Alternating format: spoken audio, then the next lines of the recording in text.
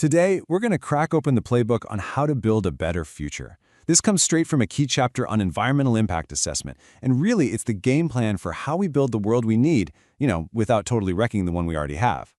I mean, it's the classic problem, isn't it? How do you build a huge new highway, or a dam, or a factory without causing some kind of permanent damage? This is the core tension, the big question that all of these protection measures are designed to answer. So, here's our roadmap for today.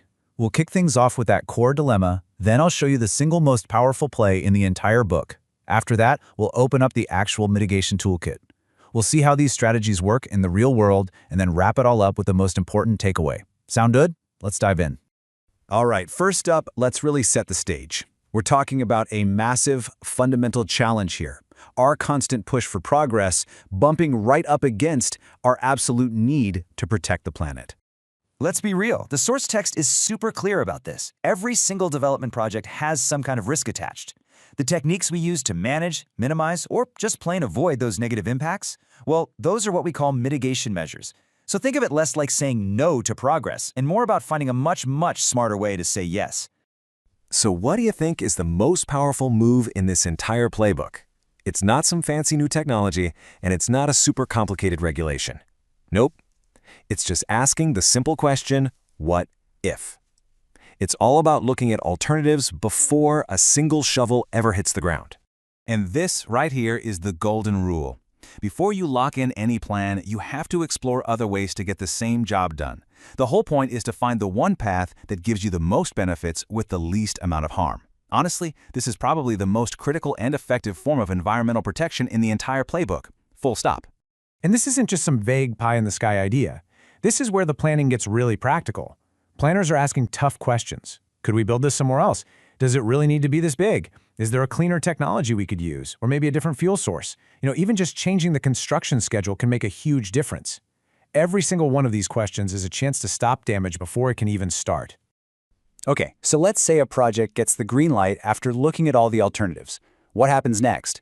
Well, now we open up the core toolkit. And it's not just a random bag of tricks. There's a very clear 3-level strategy for managing any impacts. I want you to think of this like a hierarchy. Your first and best choice is always to prevent the problem in the first place. If you can't prevent it, then you try to correct it while it's happening. And only as a last resort, if some damage is absolutely unavoidable, then you have to compensate for it. Let's start with preventative measures. These are all about being proactive. The source gives a really interesting example, a public health education program. See, by teaching people about sanitation before a new water system is built, you can actually prevent pollution problems later on. It's all about seeing the impact coming and heading it off at the pass. Next up, corrective measures. Now you're in reaction mode. An impact is already happening, and you need to step in and manage it right now. The classic example is slapping a scrubber on a smokestack or adding a filter to a wastewater pipe. The pollution is being made, but you're actively correcting for it in real time. And finally, we get to compensatory measures. This is your last line of defense. It's basically admitting that, okay, some impacts just can't be avoided or totally fixed. So if a project destroys a wetland, a compensatory measure would be to restore or create a brand new wetland somewhere else to try and balance the scales. And this slide, right here, this is where the difference in strategy really clicks. A preventive measure is designing a machine to be quiet from day one. A corrective measure is waiting until the noisy factory is already up and running and then building a big wall around it to try and block the sound. See the difference? Both might reduce noise, but one is just a fundamentally smarter, more elegant solution. So, now we've got our toolkit. We know the what.